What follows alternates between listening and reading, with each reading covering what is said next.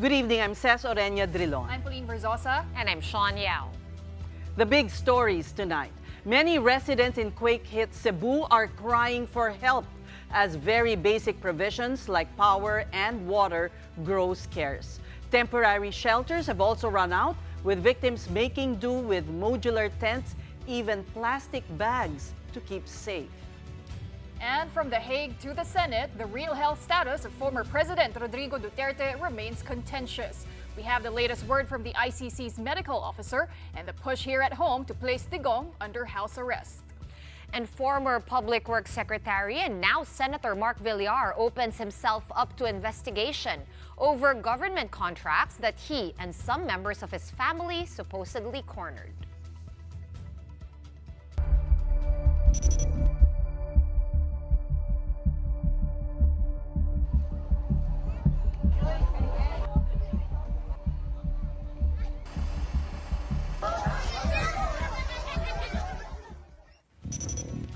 It's almost 48 hours since a magnitude 6.9 earthquake struck Cebu, and as hours pass, the massive extent of destruction comes to light. The death toll is still climbing as we speak. The NDRRMC placed fatalities at 72 and injuries at almost 300.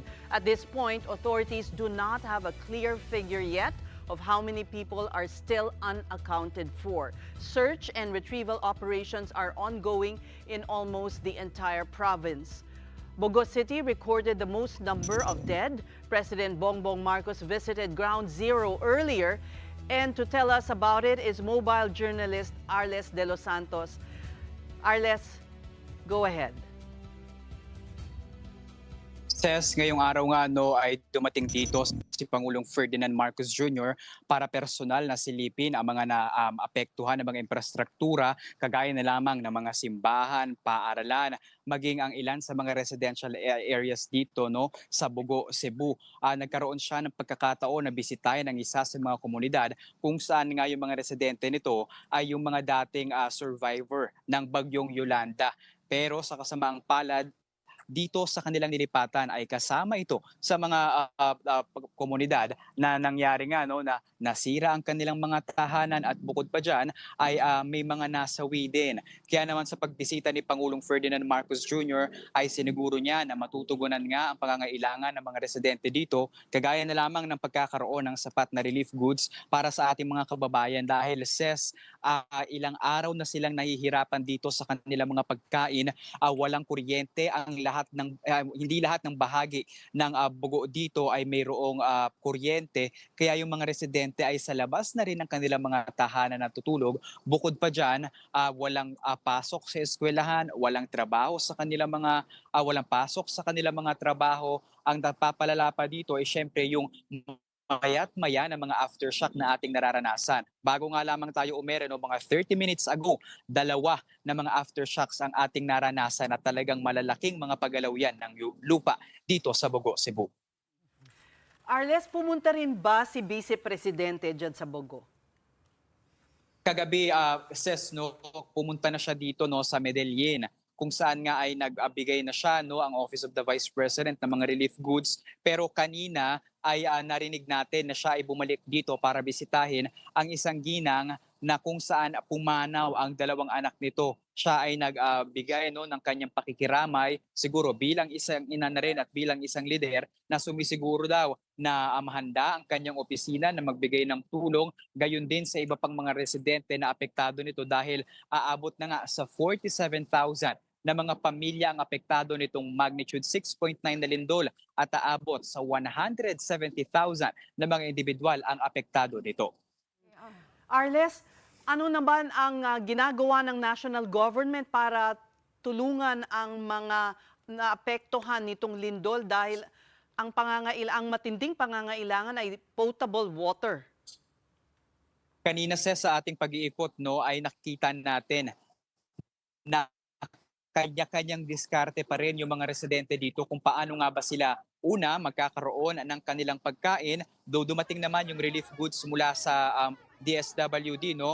Bukod pa dyan, yung ilang mga pribadong individual ay nagkaroon ng pagkakataon na mabigyan at maabutan ang ilan sa ating mga kababayan. Pero pagdating doon talaga sa tubig, nakita natin, Ses, na talagang mahaba ang pila ng mga ito at may bayad ang bawat balde.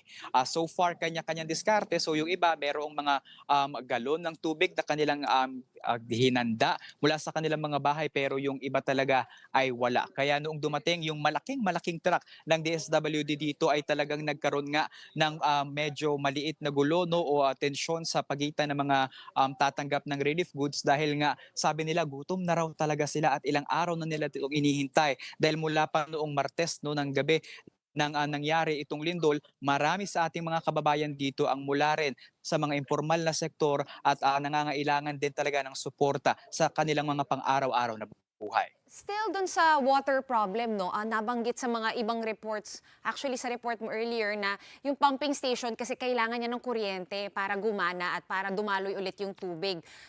Ginagawa na ba yun ng paraan? Ay may generator ba na papunta dyan? And for that matter, kaya na ba pumasok ng malalaking truck dyan sa Bogo? So far doon sa mga generator, Sean, no, mayroon tayong mga nakita dito pero yun ay mga degas eh. So para gumana yung kanilang mga pumping systems, no.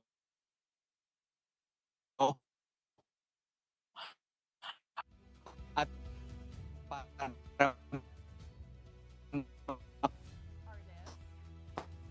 Nako, okay. Buti nga at nakapag-report pa si Arles dahil sa lugar na yun may kuryente. Yep.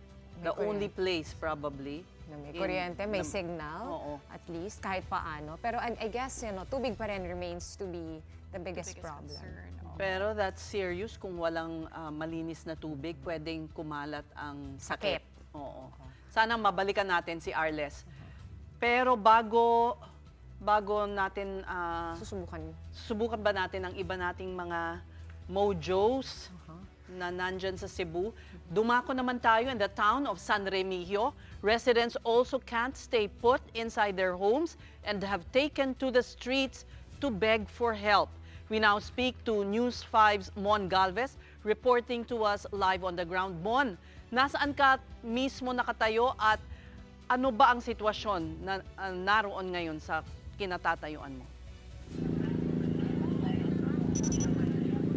Ses, nandito ako ngayon sa bayan ng San Remigio, Cebu, kung saan kakaba-kaba pa rin ang mga residente dahil sa mga mayat-mayang aftershocks na nararamdaman dito mula sa magnitude 6.9 na lindol na tumama sa probinsya nitong Martes. Kaya naman makikita yung sa likod ko, Malatent City na, no, yung itsura dito sa open grounds ng bayan. Iba-ibang sukat ng mga tent, ang iba camping tent pa ngayong ginagamit, habang yung ilan mga modular tents na provided ng lokal na pamahalaan. Ang problema dito sa bayan ng San Remigio nasa 50 lamang itong mga modular tents available.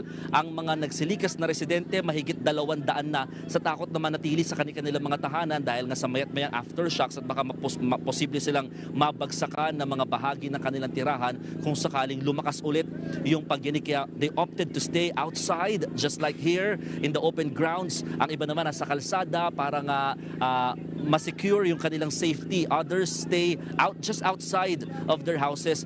Ang problema din kasi yung evacuation center dito sa bayan ng San Remigio sira, no? Kaya talagang hindi rin ito magamit. Kaya naman itong mga residente dito na lamang muna sa labas. Yung modular tents hindi nga ganun karami. So most of the families, 2 to 3 families stay in one tent para lang mapagkasya itong mga modular, and then others ganun, no, nasa sahig na lamang, nasa damuhan at naglalatag na lamang ng mga banig, ng mga trapal para nga meron silang mahigaan pa kahit papano. Ang problema kapag bumuhos naman ang malakas na ulan, lalo ngayon nagbabadya, medyo kumikidlat-kidlat dito sa aming area. Wag naman sana, kasi kung sakasakali basa lahat ng mga residente, at kahit itong mga modular tents or camping tents na ginagamit nila hindi rin ganun ka-sturdy.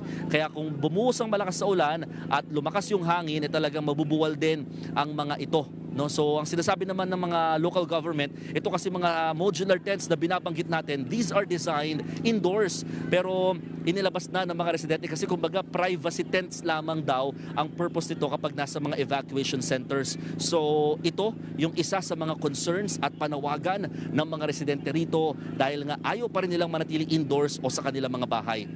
Ses. Mon, bukod sa temporary shelter, nabanggit kanina, yung mga kababayan natin dyan sa Cebu, nagmamakaawa para lang sa tulong. Nakakalungkot pakinggan yun, What help do they need exactly at bakit? Ano ba yung mga challenges para matulungan sila dyan? Ba't hindi yun na-address? Yes, Pauline, dito sa bayan ng San Remigio, they are begging for food and water. Yun yung ilan sa mga nakita natin sa kalsada na namamalimos ng literal sa mga dumaraang sasakyan at mga motorista. Kasi ang sitwasyon ngayon dito, wala pa rin kuryente dito sa bayan ng San Remigio at yung power, yung water, walang tubig, no? Kaya naman malaking problema sa mga residente dito. Nabanggit ko kanina yung health concerns, isa yan sa mga posibleng sumunod na maging problema kung magtatagal yung kawalan ng supply ng tubig. Yung mga pump kasi dito, tatlo kasi yung sources of water dito sa bayan ng San Remigio. All of those sources nakadepende naman sa power supply. Yung mga pump nakadepende or very dependent sa electricity. Kaya naman dahil wala pang kuryente, hindi rin mapagana, walang tubig. Kaya naman double whammy yung nangyayari sa mga residente. Hindi ko alam kung narinig yung ingay sa aking background, pero generator lamang, tunog at ingay ng generator lamang ang tanging nagpapatakbo ng kuryente ngayon dito sa bayan para nga kahit paano makapag-recharge ng kanilang mga cellular phones at mga gadgets ang ilang mga residente. Pumunta rin dito sa bayan ang gobernadora ng Cebu na si Governor Pambari 4 at iniutos na yung mga pagkain, mga supplies sa dumarating sa kanilang mga LGU, dapat daw ma-dispose na kaagad. Ang problema kasi, nai-stay ito sa mga command centers ng bawat bayan dahil nga dinediretso ito of course ng mga donors at iniipon muna nila pansamantala para kung ilalabas na sa mga affected barangays and individuals or residents, sasakto yung bilang at lahat ay makakatanggap. Pero ang inutos ngayon ng gobernadora or ng provincial government, i-release lahat para hindi naiipon at walang namamalimos daw sa kalsada, lalo na kung pagkain o inuming tubig ang pinaka-concerned. Maraming hindi nakakaalam kung ano ba ang San Remigio, gaano kaliit na bayan ba ito at ano ba yung sistema nila ngayon, pagka nakatanggap ng food per barangay ba ang distribution, may ganun bang system na in place na in-implement ng LGU dyan?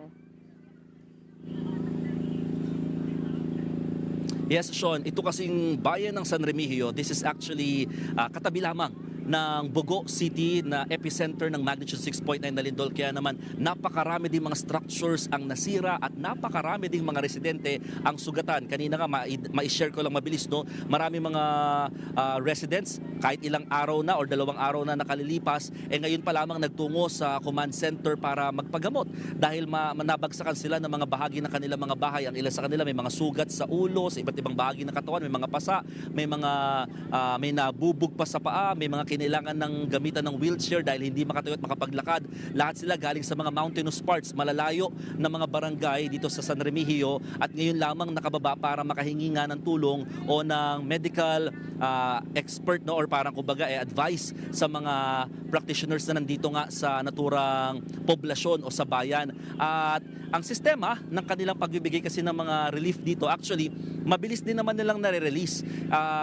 Kasi very thankful nga sila sa mga nagdo-donate na mga individual, mapapribado man o gobyerno sa ibang mga lugar. At yun nga, every ano yan, tuloy-tuloy yan. At kada barangay yung pag-release nila. Kanina umaga nga, maidagdag ko lang din, kanina umaga lang napuntahan yung ilang mga barangay na nasa bundok kasi nga ito yung hindi naabot agad-agad at di rin nakapag-report din immediately ng kanilang status doon sa area. May mga ilang roads na hindi pa rin doon madaanan doon sa mga mountainous barangays, kaya umikot pa sila para lang mahatiran at mapasok ang mga naturang apektadong residente, Sean. May mga hoarding incidents ba na nagyayari dyan? Kasi di ko ma-reconcile kung maayos yung sistema at kung nabigay na ni gobernador yung order na ilabas na yung mga supplies right away, bakit meron pa rin naglilimus dun sa tabi ng kalsada? In all fairness naman, Sean, wala pa tayong nakikitang hoarding incident dito sa town of San Remigio kasi yung mga supplies, well-guarded din naman ito ng mga authorities at saka hindi pa naman talaga nagugutom yung karamihan sa mga residente na nandito specifically sa open grounds kung saan malapit lang din yung command center at kung saan malapit lang din yung mga relief supplies. Marami kasi sa mga nanlilimos, yung mga nandun na nanatili sa labas lamang ng kanilang mga bahay, yung mga nasa kalsada lamang, kaya naman hindi ganun kaagad-agad napapaabot yung kanilang mga relief supplies. But then again, rest assured na sinasabi ng local government, continuous yung kanilang pagde-deliver. Siyempre, limited lamang din yung kanilang mobility in terms of mga vehicles sa kanilang mga gamit in transporting all the relief supplies. Pero one thing is for sure, everyday daw nakakapagbigay sila sa mga affected or all barangays na sakop. Dito pa lamang yan sa San Remigio Town. Mon, may nagaganap ba na rescue operation pa rin dyan o retrieval na lamang? Sa ngayon, Ses, awa ng Diyos, wala na. Kasi all accounted for naman daw ang lahat ng mga residente dito sa bayan ng San Remigio. Marami nga lang mga nasira, pero wala naman daw mga nawawala sa mga oras na ito. Nasa 14 ang naitalang nasawi dito sa bayan ng San Remigio. Kabilang dyan, kung maalala nyo, yung 6 na mga nabagsakan ng malaking tipak ng bato na naglalaro lamang ng basketball, no, sa sports complex. 3 dyan, miyembro o tauhan ng Philippine Coast Guard, isang BFP at 2 sibilyan. Lahat sila palabas na raw sana nung mangyari yung malakas na lindol, pero bigla namang bumagsak itong malalaking tipak ng bato at dito na nga nawakasan ang kanilang buhay. Nakaburol na rin ngayon yung isang miyembro ng Philippine Coast Guard dito sa bayan, habang yung isa naman nakatakdang ibiyahe papunta sa kanilang probinsya sa Iloilo. Ses. Mon, sana naman bukas magkaroon na ng mas maayos na tent dyan. Ano ba ang balita mo?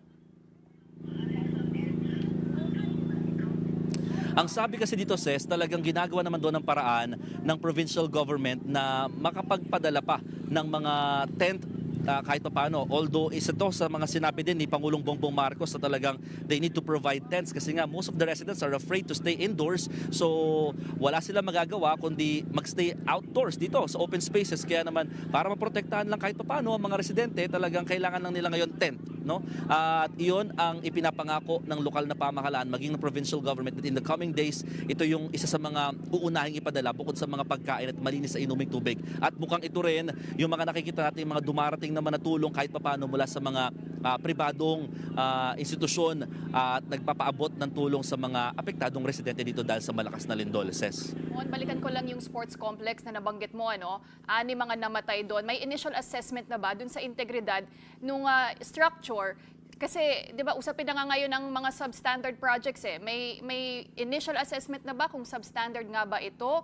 O medyo luma na rin yung building na yan?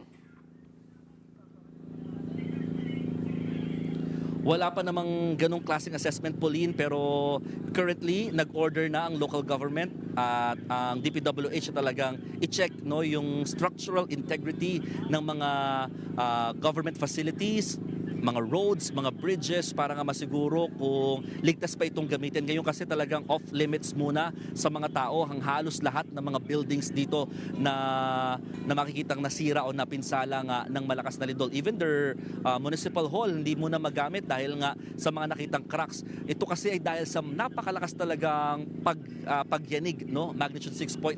This is just beside or very near dito sa epicenter na Bogos City. Kaya naman talagang grabe yung impact at epekto dito sa mga structures, no? So wala pa. Nung tinanong din natin si Secretary Vince Dizon ng DPWH if they are going to focus also to the substandard aspect of some of the structures, he said hindi pa muna. Ang kanilang focus ngayon is talagang mapagamit muna lahat ng mga nasirang kalsada, tulay at mga gusali sa mga apektadong residente at makabalik nga sa normal ang sitwasyon. Ano ba dyan, Mon, yung evacuation center? Kasi nabanggit mo na nadali din yun. Just to clarify, yung earthquake ang nakadali dun sa evacuation center. Yes, Sean, no, yung malakas na earthquake pa rin, halos nasira na talaga yung pinakabubungan, bumagsak yung parang kisame nito at yung mga bato nga hindi safe, no, kasi nga kung sakaling magkaroon ng mas malakas-lakas na aftershocks, definitely yung mga bato na yan babagsak din at kung may mga tao dito, wag naman sana pero maaari silang matamaan at masugatan o mapinsala mula sa mga naturang structures. So hindi safe, hindi paligtas ngayon gamitin ng mga structures na yan, even the evacuation centers, and nandun pa rin yung fear ng mga residents for their safety, staying indoors. Kaya ito, nandito pa rin muna sila sa labas, nagtitiis kahit malamig yung gabi. Sean. Maraming salamat. Mon Galvez reporting to us live from San Remigio Town in Cebu. Mag-iingat kayo dyan ng iyong team.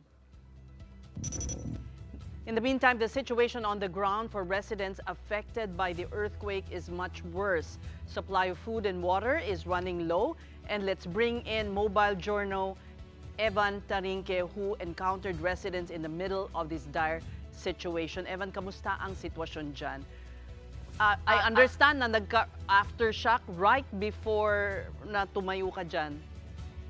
Yes, no, within an hour, no, tatlong aftershocks yung naramdaman namin dito sa May Bogos City, no. Kanina, yung nauna kanina around 7 p.m. Magdalawang magkasunod na malakas, and actually ito a few minutes before tayo umere, nakaramdam kami ulit ng isa pang aftershock. So continuous yung aftershocks na nararanasan ng mga residents dito, kaya naman yung ibang mga residente dito sa labas na nung kanilang mga bahay muna nag-i-stay, no, dahil andun pa rin yung fear na baka lumakas yung aftershocks at baka naman gumuho na yung kanilang mga tinitirhan. Pero kanina, Ses, no, nag-ikot-ikot tayo sa taga Bogo na isa pang natamaan ng matinding lindol na ito, no, at yung ibang mga residente doon nagpaskil na ng mga karatula ng kanilang barangay na hinihiling ay bigyan sila ng tulong at pagkain at malinis na tubig, no. Ilang araw na rin kasi nilang tinitipid yung mga natitira nilang mga inuming tubig, no. Sa aming panayam doon sa isang residente, ipinakita pa niya nga yung natitirang isang galong tubig na pagkakasyahin pa nila, no. 5 sila sa kanilang pamilya, pagkakasyahin pa nila yung isang galong tubig na yun hanggang sa Friday, no, hanggang Biyernes o hanggang Sabado pa yan. Pero tugon naman ng LGU ng Tabogon, naka-sentro naman ng relief operations sa sports complex upang masiguro ang maayos sa pamamahagi ng kanilang mga ayuda. Kaninang umaga nagkaroon na rin sila ng emergency meeting, no, ang LGU kasama ang barangay upang mailista agad ang mga apektadong pamilya. Ayon naman kay Mayor Francis Salumbingon, prioridad ang pamamahagi ng food packs na walay pili, no, habang nakahanda na rin ang deployment of water distributors at portable purifiers, no, dahil isang ayan doon sa hinihingi ng mga residente, no, na kahit na nasa labas na sila actually ng mga kalsado, no, may hawak sila mga karatula na we need food and drinkable water, no. Sa ngayon, no, Ses, sa mga oras na to, no, nagkaroon ng 16% na supply ng kuryente, no, at pero umaasa sila na medyo matatagalan pa ang bago may balik ang supply ng tubig dahil sa mga nasirang linya, no. Upang maiwasan naman yung mga dagdag na pinsala, pinapalikas na rin yung mga residenteng nasa mataas na banta ng landslide dahil kasi itong Tababogon medyo hilly side siya ng Cebu, no. So maraming mga bangin at talagang prone sa landslide yung ilang mga residenteng nakatira dito, no. Sa mga oras ito, actually, no, Ses, kanina nung mga bandang 5 p.m., no, nung pabalik tayo dito sa Bogon, nakita pa rin natin hindi lang mga bata kundi pati yung mga matatanda, no, hawak-hawak mga placard na tila nanlilimos ng pagkain at talagang pag may sasakyang dumaan na merong daladalang supply ng tubig at pagkain, talagang dinudumog, no, yung mga sasakyan ito at nagkakagulo na yung mga tao dahil ganoon sila kailangan ng mga pagkain doon, Ses. So ito, tama ba, Evan, ito yung mga pumiling manatili sa kanilang mga tahanan, hindi sila pumunta sa mga kung saan nagdudumog ang mga tao. Hindi ko sasabing evacuation center dahil parang wala ring mapuntang evacuation center, tama ba? Tama ka dyan, Ses. Ito yung mga residenteng hindi iniwan yung kanilang mga tahanan, no. Basically kasi ang ginagawa nila, sa labas sila ng bahay nila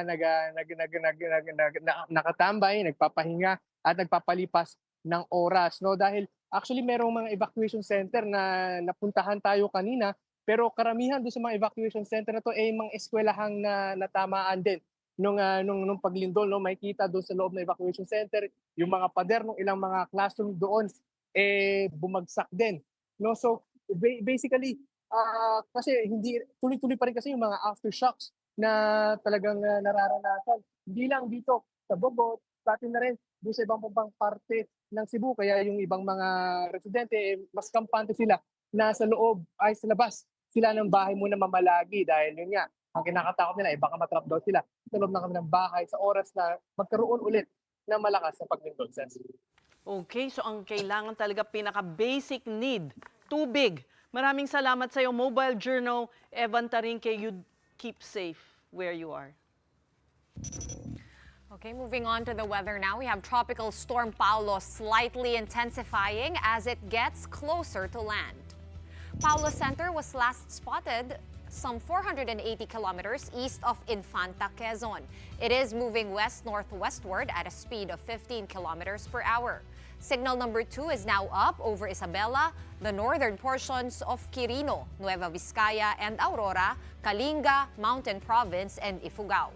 Signal number 1 is up meanwhile over Cagayan, the rest of Quirino and Nueva Vizcaya, Apayao, Abra, Benguet, the Ilocos provinces, La Union and Pangasinan, as well as in the northern portion of Zambales, Pampanga, Quezon, Camarines Sur, Tarlac, Nueva Ecija, the rest of Aurora, Camarines Norte, and Catanduanes. Pag-asa is still not ruling out the possibility of Paulo further intensifying into a typhoon. And then based on Paulo's forecast track, it may make landfall over southern Isabela or northern Aurora tomorrow morning, cross the northern Luzon landmass, and emerge over the West Philippine Sea by tomorrow afternoon. It is forecast to leave the Philippine area of responsibility by Saturday morning. We're just going to take a quick break, but coming up, the Sandigan Bayan has once again denied Senator Jinggoy Estrada's plea to dismiss his remaining graft charges over the years-old pork barrel scam. We have the details of that when the big story returns. Stay tuned. Gawad Kalinga founder Tony Meloto's life work and legacy now in peril. He's accused of sex trafficking by 2 of his former male students. Saint? Sinner? Or a mere man who, like everyone else, has battles to fight? Listen to the stories of his accusers and defenders in and outside the place where the sexual abuse supposedly happened. This is Enchanted, not a fairy tale. Catch it on Saturday, October 4 at 7:30 p.m. Only on One News. All sides, all the time.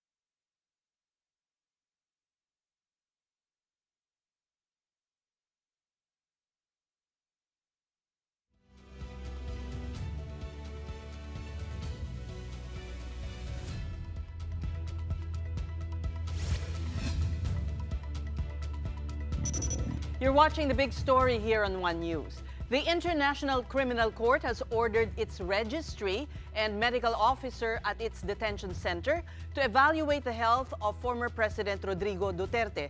This is the latest development to the request by the defense team on August 18 for an indefinite adjournment of the proceedings. The pretrial Chamber 1 said it wants a detailed report on Duterte's medical condition and his capacity to participate in the ongoing pretrial process.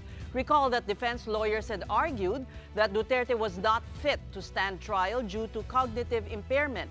Lawyers also claimed that his condition was irreversible, making an indefinite suspension of proceedings necessary under ICC rules. In a report submitted last September 30, the registry said it has put in place measures to manage Duterte's health while in custody. The medical officer will also provide daily assessments of Duterte's condition. The registry, however, stressed that determining legal fitness to stand trial was beyond the medical officer's mandate, which is limited to overseeing detainees' physical and mental health. Here in the Philippines, the Senate voted on Resolution 144 to place Duterte under house arrest. The motion was carried with 15 senators in favor and 3 against. Senator Rafi Tulfo and Senate President Tito Soto abstained. The Senate resolution urged the ICC to designate a physician for the former president. For us as a nation, I cannot imagine what the country will do if something, I don't want to say it, but if something happens with him in the detention center at wala man tayong ginawa. Bilang chairman ng Committee on Justice and Human Rights, nais ko mang pumanig sa isang banda. Tungkulin kong pumanig sa mga daing ng naghahanap ng hustisya. I am supportive of any efforts to bring comfort to PRRD and to uplift his well-being during this crucial time. However, my choice or decision in my conscience, might even help in further dividing the nation. Therefore, I register an abstention. And now joining us tonight is ICC accredited lawyer Gilbert Andres. Good evening, Attorney Andres. Good evening, officers. Attorney, help us make sense of the latest order of the ICC. It's heavily redacted, but it does acknowledge that there is some cognitive impairment. Before I answer that, Ses, I just want to express my prayers and support to our kababayans po who were affected by the earthquake in Bogo City as well as in Cebu. Answering your question, Ses, number one, it's heavily redacted because the ICC respects the medical privacy of any detainee in its custody.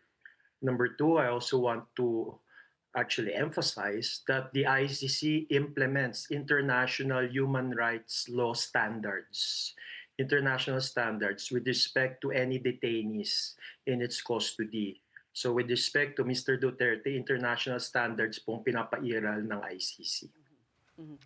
So what does it mean, though? Does it mean that the trial can continue because the ordered or the registry acknowledges that they do not have a say on the legality of whether he can stand trial or not? That's also consistent, Ses, with the registry, because the registry really just looks at the physical, mental, and overall well-being of any detainees in the custody of the ICC. But as to the fitness to stand trial, that's actually it will be decided by the pretrial chamber, because fitness to stand trial, it's not a medical term, it's not a psychological term, it's actually a legal term. All right. So the registry who has the custody and has the regulations with respect to any detainee. They provided a medical officer para po magsuri sa any detainee such as Mr. Duterte. Pero gusto ko yun po, I also want to add that the Office of the Prosecutor also stated that it wants also its own expert to actually look at the condition of Mr. Duterte, and it's also possible under the Rome Statute and the Rules of Procedure and Evidence for the pretrial chamber itself to appoint its own expert. I do understand you said here on this show that it should happen before the end of the year. You think that timetable still works considering what has to be done? Well, it's a hope, says, ano? In fact, that was the hope also of the Office of the Prosecutor. They stated it that hopefully there will be a confirmation of charges before the end of year 2025. But as to when the confirmation of charges will be, if it will happen, it's really up to the pretrial chamber. But I also want to emphasize that this is only a limited period of postponement. It's not indefinite as prayed by the defense. And I want to add that there's also reasonable period. So I really expect that this should not go on for years. I really hope na months lang po ito. Okay, Attorney Gilbert, can you tell us, no, in layman's term, explain to us, you said the ICC implements and adheres to international law standards, but this fitness to stand trial, so to speak, that concept is illegal. So in international law, what does that actually mean in plain speak? Sean, it means that the fitness to stand trial means to say the detainee actually understands the proceedings that is set before him or her.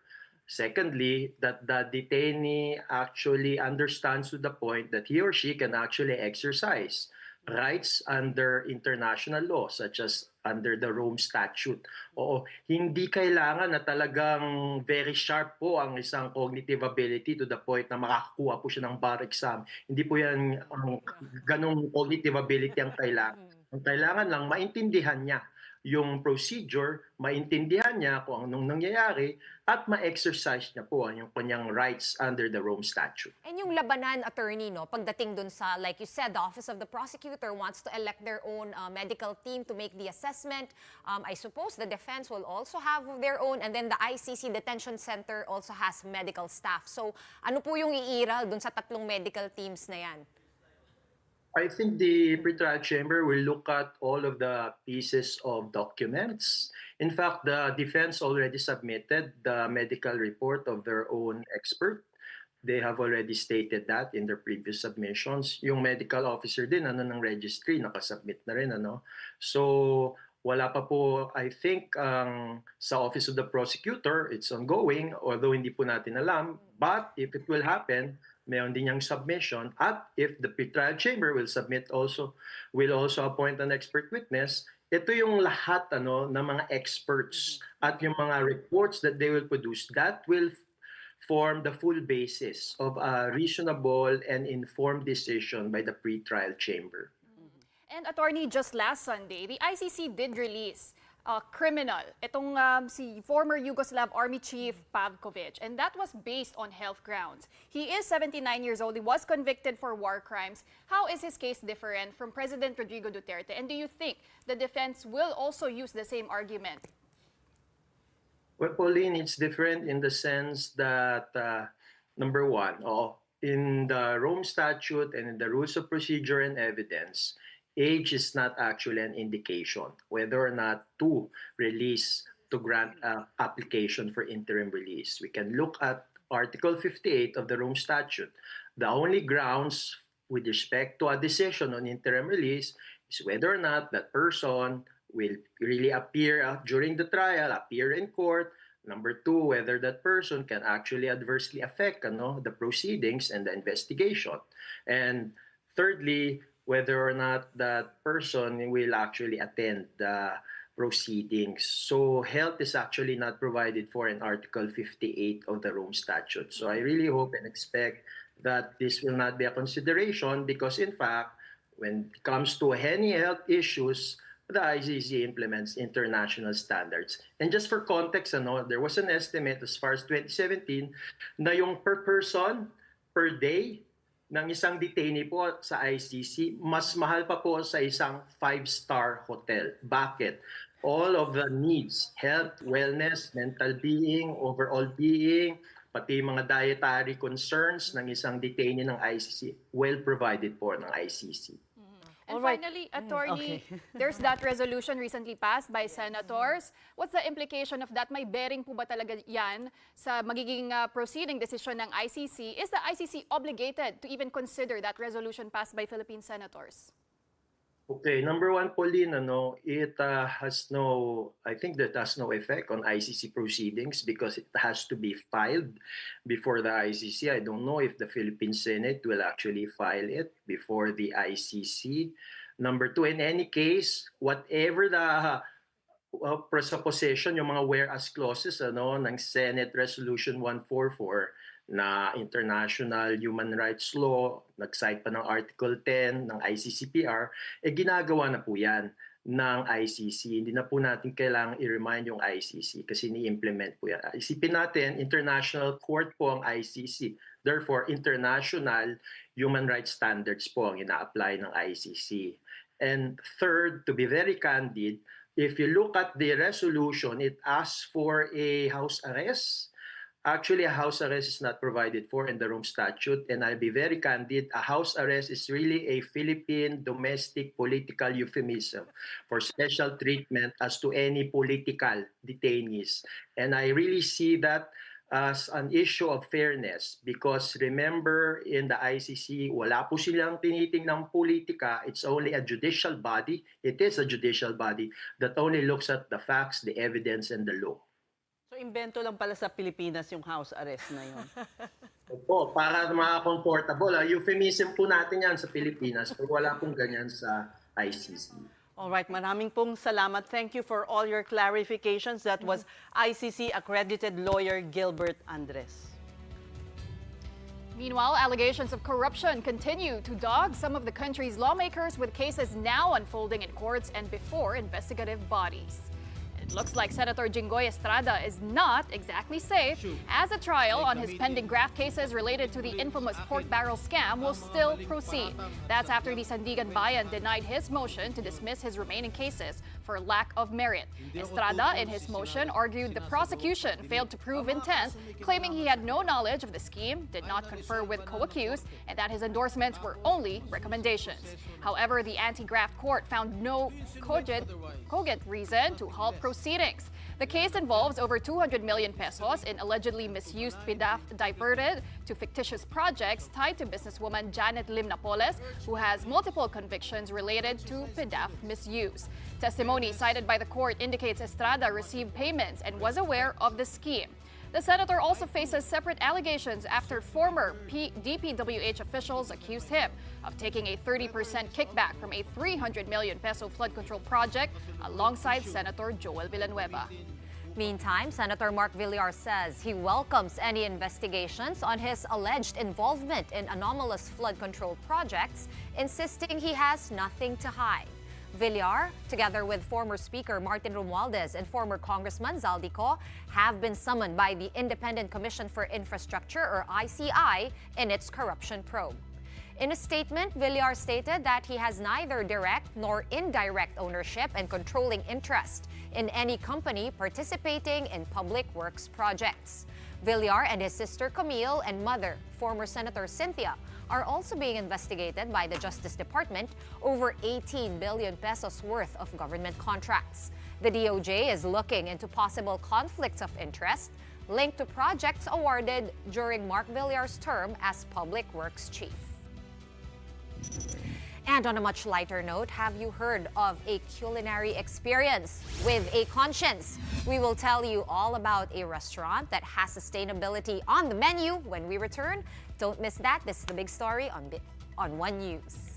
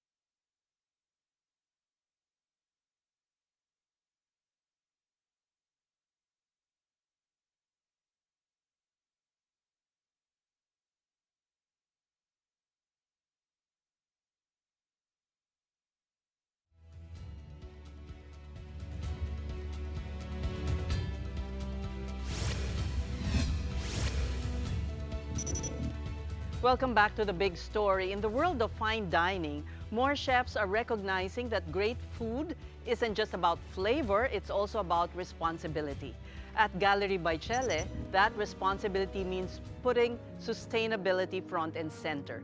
Their menus showcase the richness of Philippine ingredients while pushing for a zero-waste approach. From creating new dishes out of what would normally be kitchen scraps to highlighting local flavors in fresh ways, it's a culinary experience with a conscience. Here we feature innovations that spotlight sustainable initiatives. Welcome to Sustainability.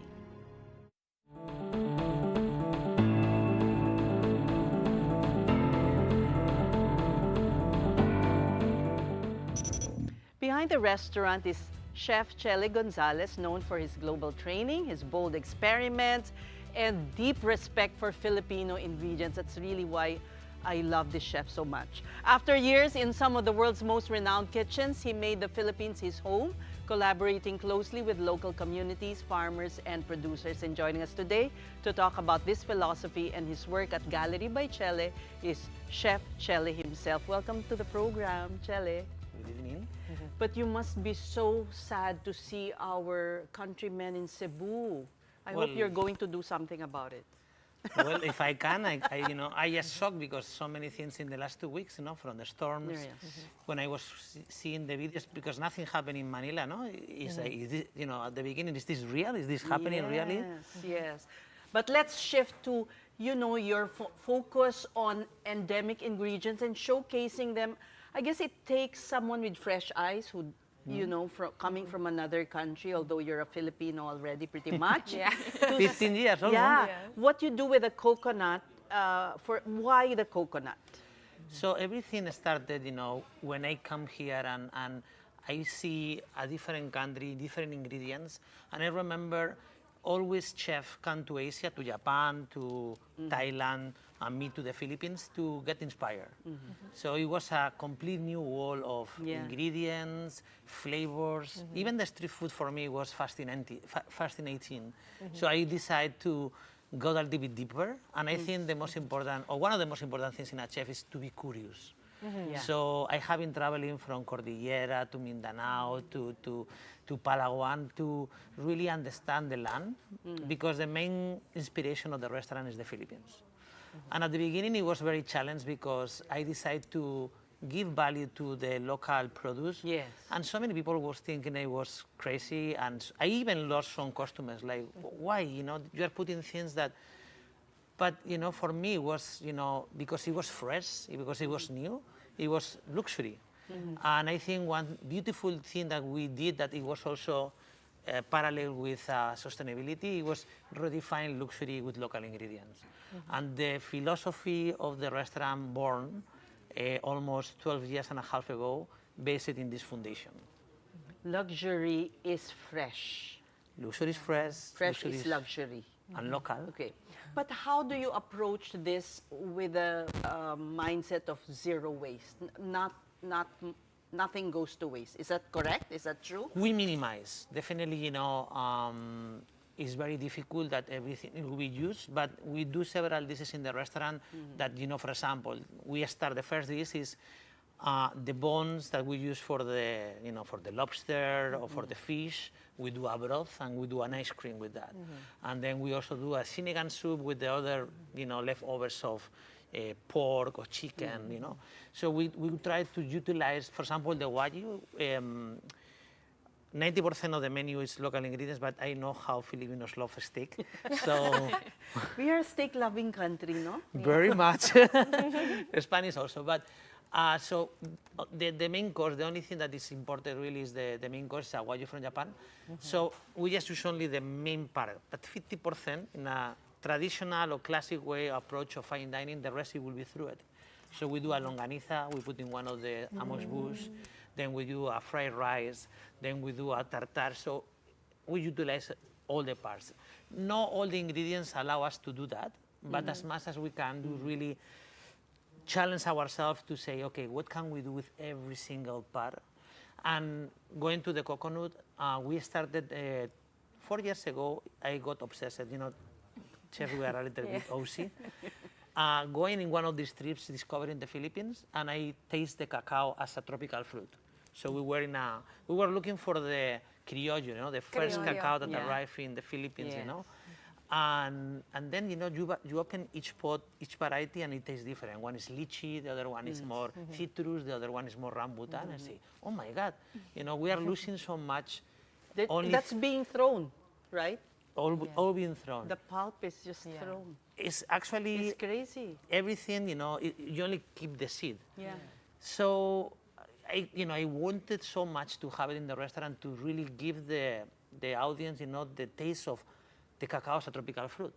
So through some, it's a pharmacist, so have the scientific background to help us, you know, to do, how can we go to the land, to the farmers, and, you know, recover all of this, you know, pulp or mucilage. So because I have a friend who is Rob, who have a chocolate company, and he does also coconut sugar. He have a facilities in the middle of the jungle. So we process. So now the cacao beans goes to this facility. We extract all the mucilage or the juice, and then we give to the chocolate makers. And then we do cacao syrup, cacao vinegar, cacao kombucha, cacao. So we utilize every single part of the cacao. So You can make wine out of it, I think. maybe Maybe. another idea to be explored. But how about the whole industry, the restaurant industry? There's so much food waste. Some estimates are as much as 35%. Completely agree. What can be done? You're a leader in the industry, so Yes. Well, I think we do small steps to showcase, I think it's very educational when you go to gallery and we showcase many things that can be done. But I think, it's a general, education. And I think this is happening even, with schools like CAA here in the Philippines.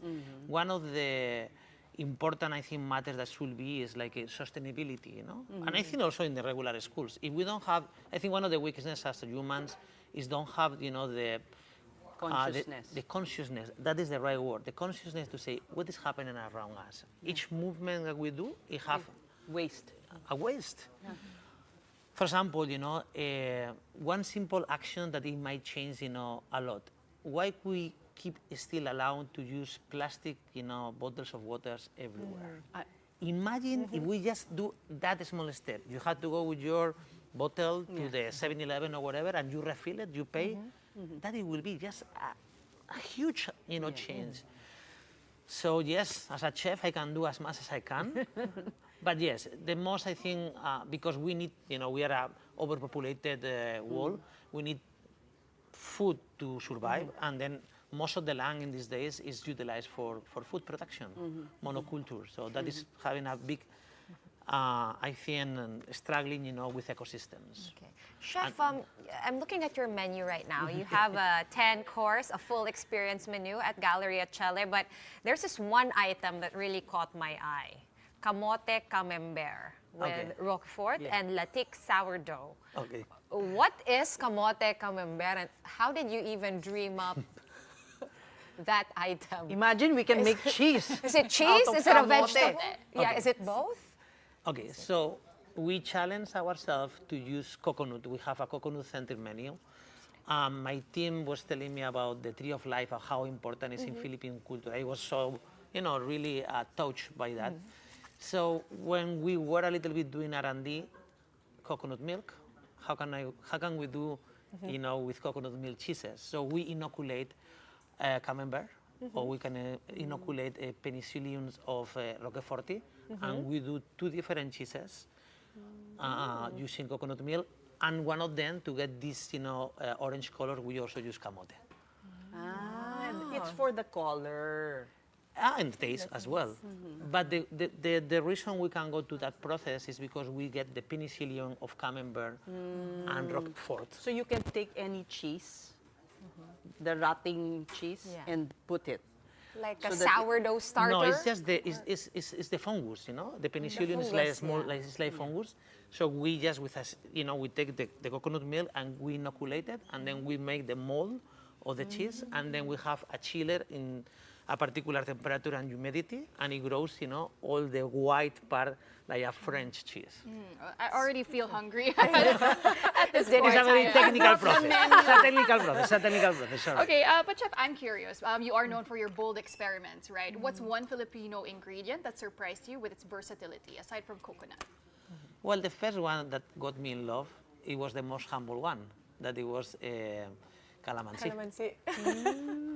As a chef, calamansi have two very particular approach. It used, the skin, where is all of the natural oils and flavors. It's like a mandarin, but inside is very pungent acidity flavor. So it doesn't need to be something extraordinary. Sometimes something that is common, it can be also magical as well. What I found so funny one time visiting your restaurant was you had a banana tree outside, and you were so fascinated by banana and papaya, which to us is so run of the Regular, mill. yeah, so common. Yeah. But then also we can take coconut milk that is also very common, and we can do a cheese out from there. Yes. Hopefully you can have a fromagerie of coconut cheeses. Like, I was gonna ask, is it vegan or? I mean, Yes, completely it's vegan. vegan, right? Yeah. Because you just put the Completely That's vegan. a new business It's a new for market. you, right? If I can get there. So tell us once again, in closing, what is sustainability for you as a chef? Just be responsible and try to be. I think the right word that you said before is consciousness. So try to be conscious as much as we can. Of course, we're in a big city. We're a small restaurant. We try to do our best. I don't know if it's any restaurant at these days that can be 100% sustainable, but at least we put the effort, the time, the love, and the work in try to make things better and more responsible. And lastly, can you tell us what's the next ingredient you will showcase? Yes, From well, chocolate and a little coconut. bit afraid because it's very complex. It's gonna be rice, the rice of the Philippines, because I also was part of the Erie rice program of Health Room Rice that already is established 5,000 varieties only in Mountain Province. Yes. So there is so much variety, the glutinous rice. So we're now experimenting and trying to learn. But every time that we do a menu of mono ingredient is 1 year, and the year keep changing and we keep learning. So the next one is going to be rice. Wow. So exciting. Filipino Rice rice. is life. Filipino rice. Yes, Yay, heirloom exciting. rice. Heirloom rice. Heirloom rice. Heirloom Thank rice. you so much, Chef. Thank you, ladies. Thank you, Chef. That was Chef Chele Gonzalez of Gallery by Chele. Okay, and that's all the time that we have for tonight. That's a big story this Thursday. Thank you so much for watching. We are One News, all sides, all the time. We'll be back here tomorrow at 7:30. As per usual, see you then. Have a good night, everyone. Meanwhile, don't switch the channel because coming up next, we have play-by-play with Andre Felix and Cheska Liton Calao. Guys, we're hungry, so we're turning it over to you. We've been holding this menu and passing it the whole around. time, and now I'm starving. So, but no, I just wanted to say that I dined at Chef's restaurant in July. They sent me home with dayap seeds. I Yes. planted it, and I now have a potted dayap seedling. Wow. Whether or not I can get it to bear fruit, Is it different? I don't know. We'll see. Cheska, I have faith in you because your dad's try. green thumb jeans must have like 50%. You're so galing, Cheska, because mine is still in the packet. Yeah, so I will plant it tomorrow. Tomorrow. That's your son. Not that we're competitive, huh? But As for me naman, well, I don't know if Chef remembers, but I always order his pastrami, either the Wagyu or the New York pastrami, either a He's one podium of or the in steak Makati. lovers you were talking about. earlier. Yes, yes. doesn't that eat eventually. vegetables. And There's when so he- many of them na. How many na? Yeah, a lot of branches. How many? Actually, on Saturday we start with a new project that is in Balmori Suites. We do a pop-up, and we move to all-day dining. Yeah. Inspired in New York. Also, Filipinos love New York. And you they also do- catered the one in La Liga, remember? When Yes. I was, yes, I remember. Muchas gracias, señor. De nada. Buenas noches. See you. Hasta la vista. Okay, hasta la vista, Andre. It's 8:33. Yes. 33. Perfect time. Thank you once again to you, Chef Chele, and also to Saz, to Sean, and to Pauline, making us really, really hungry and craving for Chef Chele's delicacies and food. We've got Gia's Filipinas Pool for the 2027 FIBA World Cup Asian qualifiers on our show, plus several rule changes in the PBA ahead of its 50th season. And we've got updates on some NBA stars dealing with respective